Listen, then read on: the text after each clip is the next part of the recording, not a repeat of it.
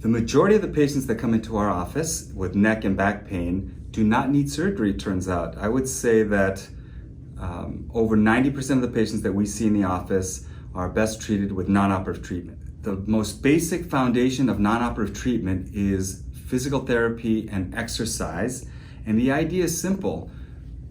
We want to basically improve the strength and coordination of all the muscles around your neck and back so that it acts like the world's greatest neck and back brace. And think of it like this, it's a smart machine that basically allows you to move around in three-dimensional space where the multitude of little muscles that are crisscrossing all the fibers and motion segments of the neck and back are working together to dampen abnormal loads, to redistribute the loads across the spine, and allow you to make simple movements where you're leaning over to pick something up, because when you do that, an incredible amount of force and pressure goes through all the discs in your spine.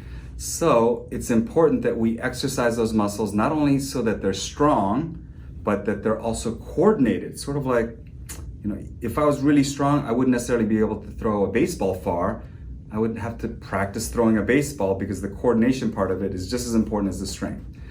Now, there's a variety of different ways that you can strengthen the muscles. The key thing is that you find an exercise program that you enjoy doing, that you can do on a regular and consistent basis. The majority of times, we will send you to a really good physical therapist, and that physical therapist will work with you to develop a customized long-term exercise program. So, one of the questions that people ask me is, do I know of a good physical therapist?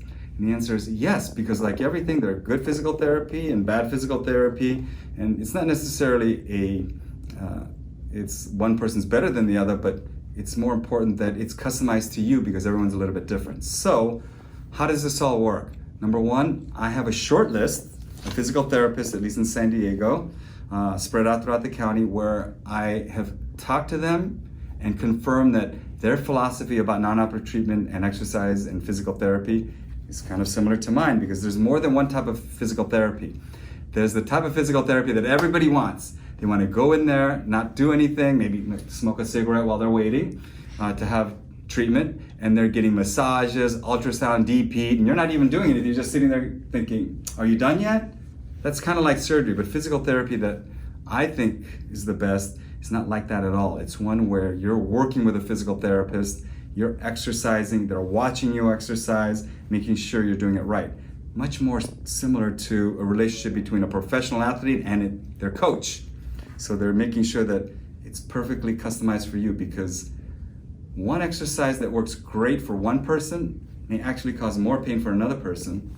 That doesn't mean that exercise is bad, it just means that I think we need to find an exercise that's better suited for you, sort of like clothes. Not every piece of clothing fits everybody the same. So you want to go to somebody that is a good listener, there's someone creative, and they have this mentality where they want to solve problems. So if you come back to the physical therapy place and you tell them things aren't really progressing, they should be scratching in their head, trying to figure out why. They should be asking you to show you how the exercises are being done. And they would say something like, well, try doing it like this or that. Or they may say, looks like you're doing everything right. Maybe this exercise is not right for you. Let's try this exercise.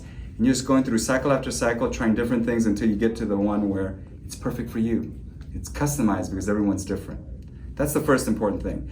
The second important thing is that as you go through physical therapy, you eventually start doing all those exercises yourself at home, because it's sort of like watering a plant. You can't stop watering a plant for like a month or two, even when it's healthy, and think it's going to be fine, and you come back and you pour a bunch of water in there.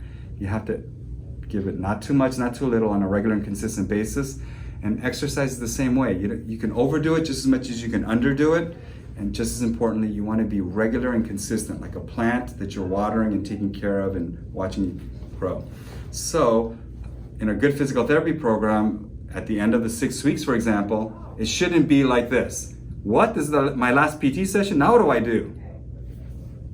It should be more like, oh, it's the last PT session? I was wondering when you're going to release me, because I'm doing all these exercises on my own anyway, and things are going pretty well. It should be a gradual transition, and maybe you'll just come back every once in a while to get a checkup. But that's what good physical therapy should be. Now, one of the most common reasons why people think PT is not great or it's not right for them is because they may have tried some kind of exercise or physical therapy and they'll have an increase in their pain. That happens a lot actually, and in fact, if you don't have a flare-up every once in a while during PT, I don't think you're trying hard enough. But when you have that flare-up, that doesn't mean PT is bad for you. That just means that you either overdid it with that PT or maybe you're not doing it right, or it's just an exercise that's just not suited for you. Like, I look terrible in a bow tie. I'm sorry.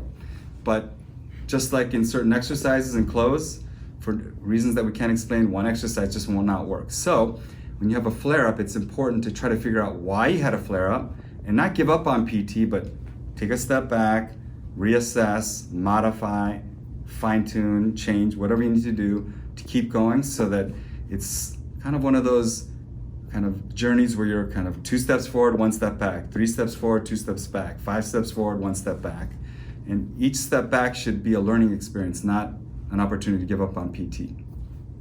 So if everything goes according to plan with therapy and non-operative treatment, it would be something like this. You would have a regular and consistent exercise program where you do something 5 times a week, maybe 6 times a week. So you can see why it has to be non-boring and non-miserable and something that you kind of enjoy doing and you look forward to. One hint I could give you is that you need 1 or 2 exercise buddies so that one of you at least decides today's a good day to work out. And even though the other people are like, I don't want to work out, you're kind of feeling obligated to go just to support your friends who are also suffering. And if you do that, you'll probably end up going to the gym a lot more. And in the end, what we want to find is that you have a regular and consistent exercise program where all the muscles that surround your spine are the world's greatest back brace. It's strong, it's flexible, it's coordinated, and even without you thinking about it, you have good posture, and as you move around in 3-dimensional space, it is working so that there's no like focal abnormal loads across painful segments. It's more kind of spread out and smooth. And that would be the goal of a really good physical therapy program. And the vast majority of our patients, I would say 90% or more, that come to our office thinking they need surgery, never need surgery. They just need a really good exercise fitness program to be healthy and fit. So good luck, don't give up, and even if you end up needing surgery, being healthy and fit makes surgery go better. So there's no reason why not to at least try this type of non-operative treatment before considering any surgery.